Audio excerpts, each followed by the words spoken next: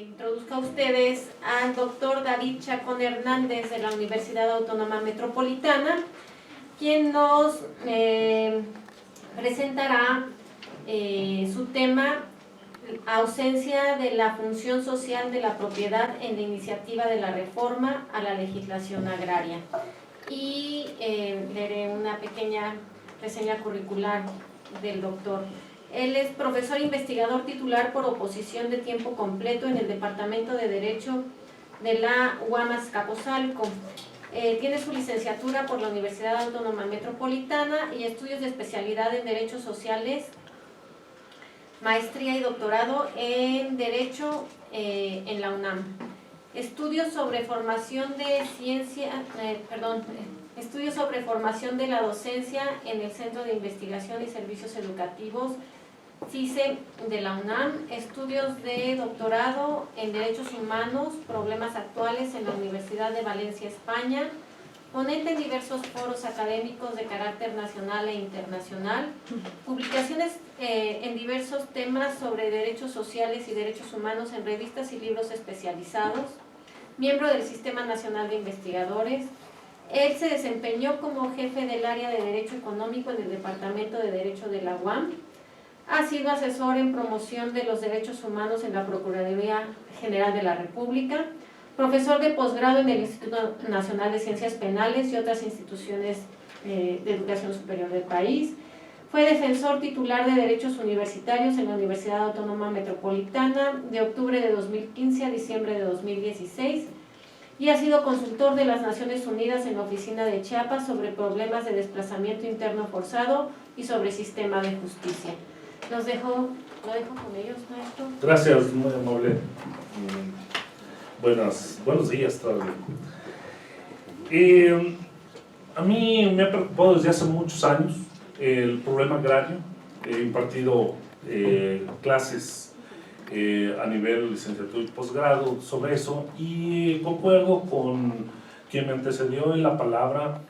Es un tema tan importante históricamente hablando en México que no lo podemos arrinconar como una asignatura optativa que están haciendo muchas instituciones. De verdad que México es todavía en una tercera parte un México rural, un México agrario, y de ese tamaño es la importancia de esta disciplina, de esta rama jurídica en nuestro país. Pero bueno, pues tomando en cuenta lo que nos ha traído aquí, especialmente he revisado minuciosamente la iniciativa de reforma presentada por Ricardo Monreal, que, dicho de otra manera, por el papel político que está jugando en el poder legislativo en México, creo que es la que tiene más posibilidades de enfilarse a una posible aprobación, ¿no? ¿Y qué veo? ¿Qué veo de esta iniciativa de reforma y que en las otras no veo que cambie sustancialmente? Que no representan prima facie una verdadera transformación del campo mexicano. Eso es con lo que yo quiero empezar, y quiero que sea una expresión, una afirmación que de verdad marque probablemente la nota discordante. No escuché en las ponencias anteriores, pero que no es una propuesta sustentable, y lo voy a decir por qué. En México, en 1992, tal vez algunos de ustedes habían apenas nacido, no sé si algunos ni siquiera habían nacido, hubo una reforma, más bien una contrarreforma, así lo calificamos quienes escribíamos acerca de esto, una contrarreforma, porque se canceló el reparto agrario. Ese reparto que surgió de la Revolución Mexicana le daba la espalda, le daba, es más, la puñalada a la revolución: cancelar la reforma agraria. No había, se supone, más tierras que repartir. Y en ese sentido, fue un gran error, porque el campo, en lugar de mejorar, empeoró. se buscaba un campo productivo y no se logró. Por el contrario, lo único que se produjo fue un gran abandono de las parcelas. Así es que no veo, leyendo desde luego entre líneas esta iniciativa o estas iniciativas, no representan una verdadera transformación tal como hoy se está proponiendo, ¿no? Que queremos una transformación. Bueno, pues yo quiero parafrasear a Andrés Molina Enríquez, un gran agrarista mexicano de finales del siglo XIX y de principios del XX, ¿no? Con ideología muy revolucionaria, sin haber participado formalmente en la revolución. Pero Molina Enríquez, con la pluma, fue un verdadero visionario. Y él hizo una comparación entre la Constitución de 1857 y la Constitución del 17. Y entonces él decía, son la misma Constitución, no es diferente.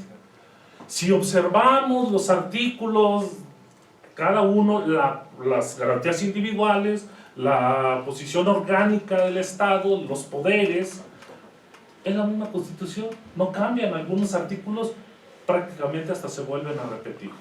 Lo que es la Constitución queretana, eso sí, es un nuevo espíritu.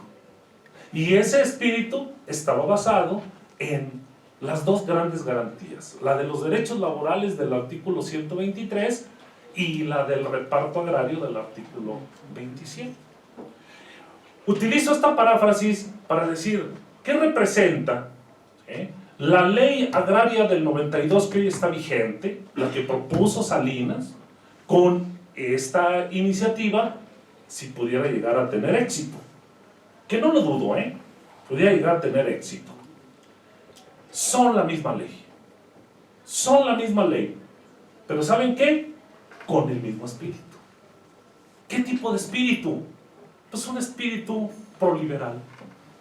Sí, un espíritu proliberal. Uno hubiera pensado que un legislador de izquierda propusiera una reversión de esa ley tan nefasta que es la ley agraria actual, y que pudiéramos cambiar y recuperar instituciones revolucionarias que entre Molina Enríquez, Luis Cabrera y muchos otros agraristas habían propuesto como el modelo de desarrollo del campo mexicano, ¿sí? Donde surgió el ejido y la comunidad. Lo que están haciendo esta ley es, en apariencia, defender el ejido y la comunidad, y lo que están produciendo es la mercantilización de la tierra, es decir, posiblemente la disolución del ejido y la comunidad. Es posible que ustedes sepan, y si alguien ya conoce el marco agrario, que mantener el estatus de ejido y de comunidad es una cuestión voluntaria. Eso sí, colectiva, lo dice la asamblea, que hay formalidades especiales para disolver el ejido, así como para crearlo. Pues, pero ¿quién está creando nuevos ejidos? Si de acuerdo al artículo 90 de la ley agraria, el ejido se forma como si fuera una sociedad mercantil. El ejido y la comunidad históricamente se formaron por un proceso de dotación al ejido y de restitución a la comunidad. ¿Dónde está la dotación y dónde está la restitución?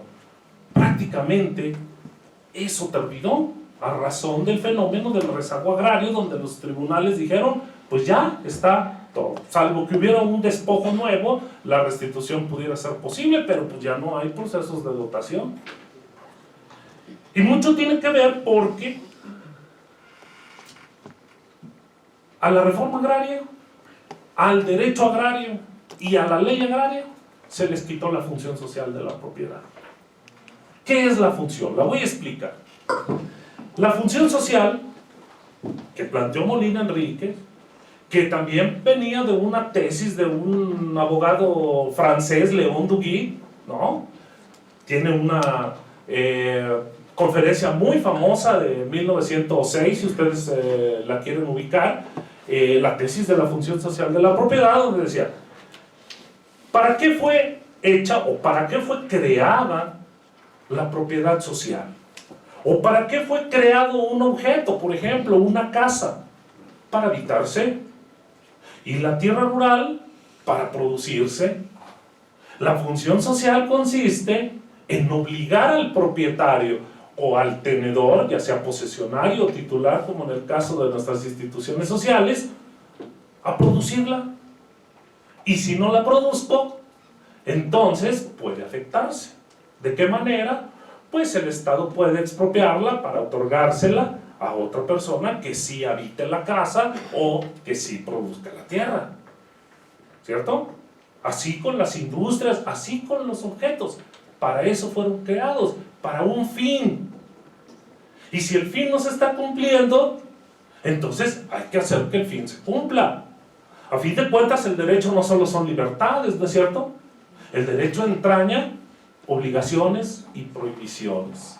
Bueno, pues las leyes que surgieron del marco revolucionario todavía hasta 1971, que operó hasta el 25 de febrero de 1992, la Ley Federal de la Reforma Agraria sí establecía una función social tratándose de la propiedad ejidal y comunal.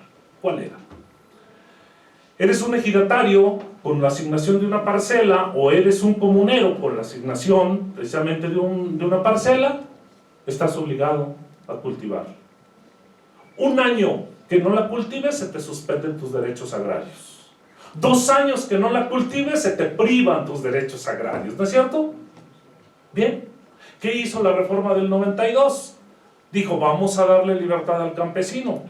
La libertad estriba en decir, sí, fíjense, la facultad clásica, aquella facultad que habían inventado los romanos, ¿sí? De si quiero, dispongo, y si quiero, no dispongo, es decir, si quiero uso, si quiero no uso, si quiero disfruto, si quiero no disfruto, se le dio a los campesinos y el resultado fue que la abandonaron o la vendieron.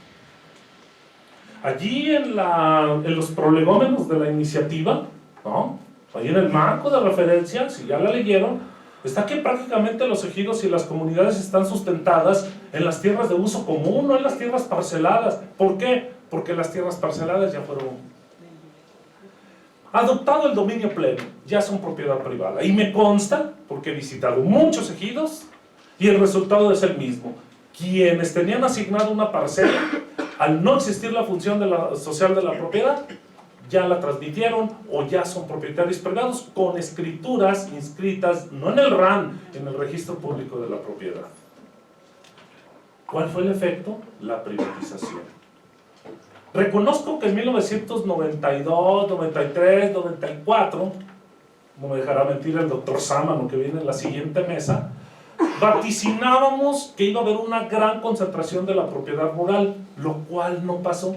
No se ha concentrado. Suponíamos que muchas grandes empresas, incluso extranjeras, iban a venir a comprar tierra. No sucedió así. Sin embargo, sí hubo un proceso privatizador.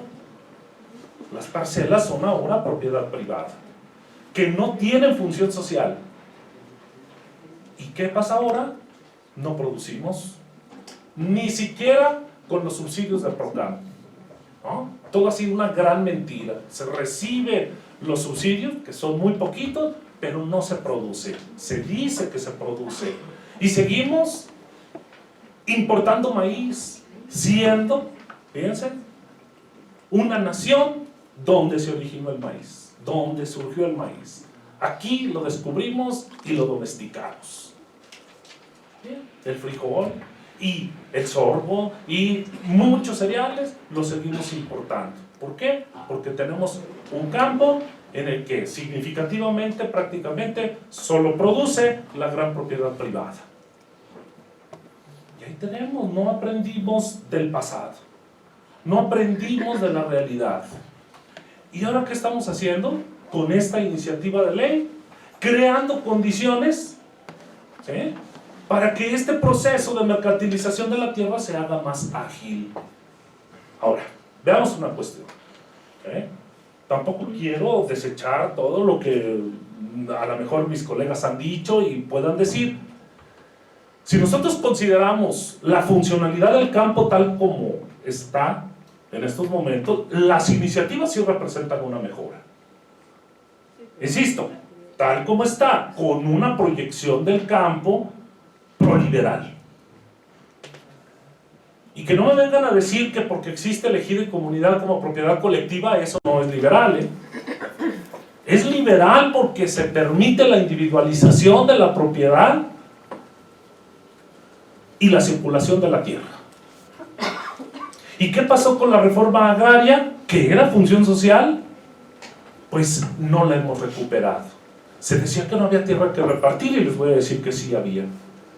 Miren, un buen ejemplo de función social, recordando a Zapata, que hace unos días fue su aniversario luctuoso, era que la tierra era de quien la trabaja y el que no la trabajaba, quítese para que otro la trabaje. Si lo dijéramos en términos del uso del agua, agua que no has de beber, ¿no? Ustedes ya lo saben, ¿sí? Dijo alguna vez un amigo, bicicleta que no has de pedalear, ¿no? Ok, bien.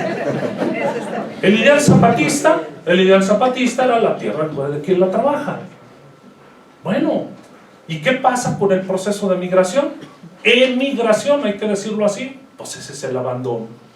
Y en lugar de sustituir a los titulares, ¿no? Los titulares siguen siendo hasta que se les ocurra vender y en el menos de los casos volver y trabajar ahora sí la tierra. Hasta en las comunidades indígenas, donde también por usos y por costumbres, y más costumbre que uso, la tierra que no la ocupaban se le asignaba a otro. El que se iba a trabajar en la ciudad perdía sus derechos y solo los recuperaba cuando volvían a la comunidad, pero ya no les tocaba la misma parcela. Si ya no estaba libre, entonces le tocaba otra, o hacía fila a ver cuándo le tocaba. Y miren, desde hace precisamente estos años de la reforma del 92, emigraron los campesinos. ¿Y saben cómo mantuvieron su derecho a la parcela, a la misma parcela, sin que nadie se las quitara, pero ociosa? Mandando cuotas, incluso para cumplir con el tequio. En las comunidades, saben ustedes qué es el tequio, ¿no? La mano vuelta, la faina. Bien, pues ahora lo cumplen con una cuota. Y lo hacen enviando dólares. Bueno, pues eso precisamente le ha quitado la función social a la propiedad. Yo no veo nada mal, de verdad, es más, al contrario, veo absolutamente positivo que volvamos a la función y que si verdaderamente queremos hacer un campo no solo productivo, sino un campo que genere bienestar en este país, el que tenga la tierra la tiene que trabajar. Con sus manos o con ayuda de otras manos, ¿sí? Con las del compadre o con las del socio, pero la tienen que cultivar. Reforma agraria. ¿Hay forma de distribuir? Sí, sí hay. Primero, terrenos baldíos y nacionales. Siguen existiendo las iniciativas de ley, están los terrenos baldíos y nacionales, los que no están medidos y delimitados y los que sí que son de la nación. Pero están ociosos. ¿Por qué esos terrenos baldíos y nacionales no se pueden repartir? Claro que se pueden. Otro más. Otra fuente, otra derivación de propiedad que sí se puede repartir. La de latifundios. Uno pensó que ya no había latifundios solo porque la Constitución estableció que eran 100 hectáreas de terrenos de riego o sus equivalentes en otras tierras. Falso, hay latifundios. Y díganme ustedes, si la legislación actual dice que los estados crearán leyes para el fraccionamiento de los latifundios, ¿cuántas leyes conocen que fraccionan latifundios? No hay. ¿A cuántos latifundistas, cuántos grandes propietarios le han obligado a vender? A nadie, porque la propiedad no fue familiar. Los máximos de la propiedad privada son individuales. Y si no, preguntémosle al jefe Diego, a Diego Fernández de Ceballos, que le tiene los límites máximos de la pequeña propiedad a cada miembro de la familia y hasta prestanombres tiene. Alguien dijo que en Querétaro tenía más de 10,000 hectáreas, ¿sí? Y de riego. ¿Dónde está la obligación constitucional y legal de obligar a vender? Y que a ver si de allí los ejidos y las comunidades podían comprar algo, ¿no? Otra más, otra fuente de posible reparto y distribución de la tierra, precisamente la del abandono, la que estoy mencionando. La movilidad demográfica existente da para que exista todo un reacomodo de la propiedad y no hubiéramos tenido que cancelar la reforma agraria y con ello la función social de la propiedad. Y quiero citar algo que muy levemente la maestra señaló, y tiene que ver con una cuestión de los derechos humanos del campesino. Incluso mencionó una definición de campesino que me voy a permitir ampliar rápidamente, sé que ya el tiempo está encima, y que esto está en el proyecto de declaración sobre los derechos de los campesinos. Y digo proyecto por una cuestión, porque si bien es cierto, ha habido consenso en grandes organizaciones agrarias internacionales para hacer esta declaración del campesino, todavía no la adoptan las Naciones Unidas. Sabía yo que todavía no sé si... Ya si está hay aprobada el 17 de diciembre del 18 y distribuida el 21 de enero del 19. Bueno, muchas gracias por acordar. Allí, esta declaración ya son de derechos humanos. ¿Quién es el campesino y por qué propugna? Campesino es toda persona que se dedique o pretenda dedicarse, ya sea de manera individual o en asociación con otros o como comunidad, a la producción agrícola en pequeña escala para subsistir o comerciar, y que para ello dependa, sobre todo, aunque no necesariamente en exclusiva, del trabajo en familia o en el hogar o de otras formas no monetarias de organización del trabajo, y que tenga una especial dependencia y apego a la tierra. Ese es el campesino, en pequeña escala.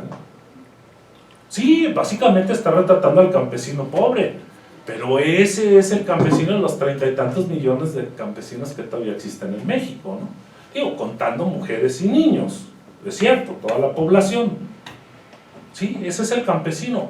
Y esa declaración, ahora ya ratificaron que ya es una declaración que pretende bienestar. ¿Y qué dice esa declaración? Redistribución de la tierra. El derecho a la tierra. Lean esa declaración y se van a dar cuenta que sí le está pidiendo a los países que redistribuyan. ¿Y a quién se la van a distribuir? No a los grandes propietarios, a los campesinos para lograr el bienestar. ¿Qué pasa si no, de verdad, en algunas regiones no hay tierra que repartir? Voy a terminar. Pues entonces habría que crear reformas agrarias de segundo y hasta de tercer piso. Y no me refiero a la traslapación del reparto, no, a otro tipo de tierras. Y que hay aquí en México, tratadistas de la problemática agraria que desde hace 2 décadas estaba proponiendo, antes de cancelar el reparto, de más de 2 décadas, casi 3, que se hicieran estas reformas de segundo o de tercer piso. Se las explico. Había gente a la que le repartían tierra. Los que se quedaban sin reparto o alcanzaban la edad y no podían ser repartidos porque en esa zona ya no había, entonces se debían de crear espacios de participación en la industrialización de los productos que los campesinos producían en primera instancia. Segundo, tercero, la comercialización. ¿Y qué iba a formar esto? Lo que se llaman las cadenas productivas. Pero ni ocurrió la obligación de producir, ni ocurrió el financiamiento para industrializar y para comercializar. Es decir, simplemente se canceló la reforma agraria y el gran efecto es la proletarización del campo. La proletarización. Eso que decía, y vuelvo a los grandes agraristas de la Revolución Mexicana, que no querían que hubiera jornaleros agrícolas, precisamente para darle a quien trabajara la tierra. Otra vez estamos con ese mismo efecto, la proletarización. ¿O qué les dice Valle de San Quintín? O los campos tomateros de Culiacán, o los campos naranjeros de Hermosillo, o los algodoneros de la comarca lagunera. La proletarización del campesino. Lo peor de todo es que esos campesinos, indígenas o no, son dueños de parcela, pero no la pueden producir porque no tienen el financiamiento suficiente, y entonces se van a otros lugares en donde se vuelven proletarios. Y ya se han dado algunos casos en el que alguien es proletario en su propia tierra. Pero se ve como un beneficio, se ve no como un atentado a la dignidad, se ve como un beneficio, porque dices, a ver, tú no la puedes producir, renta tu tierra y ya tienes un dinero por eso, pero luego puedes trabajar en la tierra como un jornalero y entonces tienes doble ingreso. ¿Sí? Lo que es un golpe a la dignidad del campesino, en términos muy liberales o neoliberales, si se quiere decir así, en realidad aparece como un beneficio. Desgraciadamente, el neoliberalismo no ha muerto.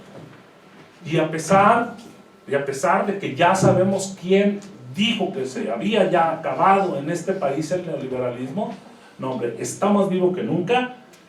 Y aquí, en las concepciones de las iniciativas, se ve. El neoliberalismo está en la mentalidad de los legisladores de la propia izquierda, señores. Y no es que quiere decir que la izquierda se haga a un lado, no. O sea, pues si esto lo creó la derecha, ¿no? Sí, en el 92, pues esos los neoliberales fueron los que crearon este marco de realidad tan lacerante. ¿Sí? Sí, de verdad queremos una transformación, hay que darle la vuelta a ese neoliberalismo y hay que volver a la reforma agraria, que sí hay tierras que repartir y hay que volver a la función social de la propiedad. Gracias.